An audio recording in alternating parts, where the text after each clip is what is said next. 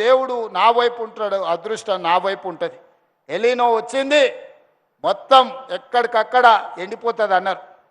కానీ ఎలీనో వచ్చిన సమయంలోనే ఎల్లంపల్లి నిండింది. శ్రీధర్ బాబు ఇక్కడనే ఉన్నాడు.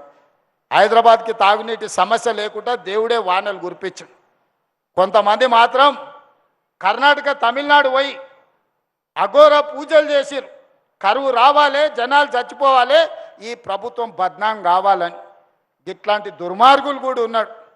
ఎంత ఘోరంగా అఘోర పూజలు చేసినా దేవుడు వాళ్ళ దిక్కు లేడు, దేవుడు మన దిక్కు ఉన్నాడు. ఎందుకంటే మన సంకల్పం మంచిది. నేను గొప్ప తెలివికల్లో ఉన్నాను నేను చెప్పను, పెద్ద పెద్ద చదువులు చదువుకున్నానని నేను చెప్పను. కానీ 10 మందికి మేలు చేయాలన్న ఆలోచన నాకుంది. అది ఒక్కటి చాలు నన్ను దేవుడు కాపాడడానికి, ఆశీర్వదించడానికి. బస్తీలైనా ఏడైనా ముసలామె ఉంటుంది, ఆమె 10 మందికి మేలు జరగాలని, ఆడపిల్లకు ఏదైనా ఆపద వస్తే పోయి కూర్చొని సాయం చేస్తుంది. ఆమెను అందరూ గౌరవిస్తారు. ఆమె పెద్ద డాక్టర్ చదువుకోవాల్సిన అవసరం లేదు. హాస్పిటల్కి ఓనేళ్ళు పేదోళ్ళు కూడా కాన్పు ఉంటే ఒక పెద్ద మనిషి వచ్చి కూర్చొని సాయం చేస్తే వాళ్ళు జీవితకాలం గుర్తుపెట్టుకుంటారు.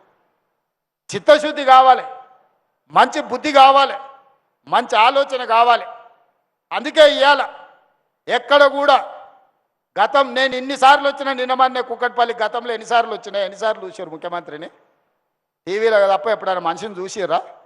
మరి నేను మీ పక్కనే ఉంటే మీలాకనే ఉంటే మీతోనే మాట్లాడితే ఏడికి పోయిన అక్క నేను మీ మధ్యలోనే తిరుగుతున్నా కదా. అందుకే అక్క ఎవరు ఎన్ని చెప్పినా సంసారం నడిపేది మీరు, మీకు తెలుసు సాధక బాధక లేదు.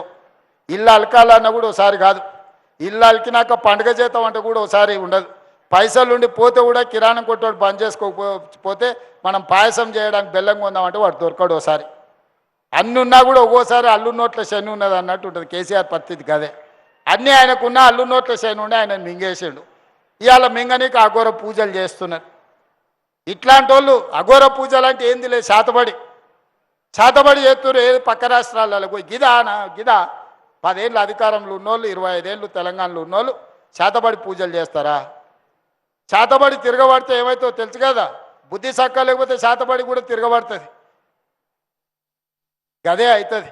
మళ్ళీ ఇంట్లోకి వెళ్ళి ఫామ్ హౌస్లోకి వెళ్ళి బయటకు వెళ్ళకుండా అవుతుంది. ఏం లేదు, అదే తిరగబడి మిమ్మల్ని అష్టదిగ్బంధం చేస్తుంది. అందుకే ఈరోజు మంచి మనసుతోని, మంచి ఆలోచనతోని ఇక్కడికి వచ్చి అభివృద్ధిలో నాకు రాజకీయాలు లేవు. ఎన్నికలు వచ్చినప్పుడు ఎన్నికలు చేసుకుందాం, ఇప్పుడు అభివృద్ధి చేసుకుందాం, పనులు చేసుకుందాం. మీరందరూ సహకరించండి.